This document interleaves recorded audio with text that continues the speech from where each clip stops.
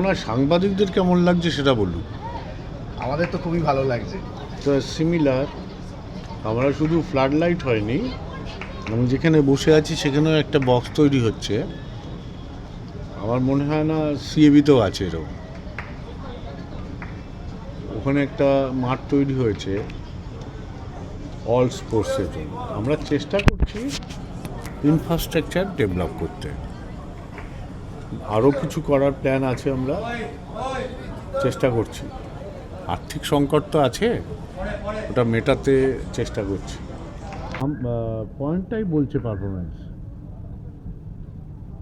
কারুর বলার অপেক্ষা আছে, কোচ বলতে পারবে। না মানে মিগুয়েল না খেলায় আগের ম্যাচটা একটু হলেও যে সমস্যাগুলো তৈরি হচ্ছিল সেটা কি কোথাও মনে হয় মুম্বাইয়ের মতো দলের বিরুদ্ধে? আমার মনে হয় এগুলো টেকনিক্যাল পার্ট, তো কোচ বলতে পারবে। অ্যাপিল করা কাজ ছিল আমাদের, আমরা করেছি, তারা রিয়ালাইজ করেছে, সাড়া দিয়েছে, দ্যাটস ইট। দাদা আরেকটা ব্যাপার, আজকে কোচ একটা সিদ্ধান্ত জানিয়েছেন। ওটা মনে হয় কোম্পানি রিলিজ করছে, রিলিজ করে দিয়েছে, বেশ।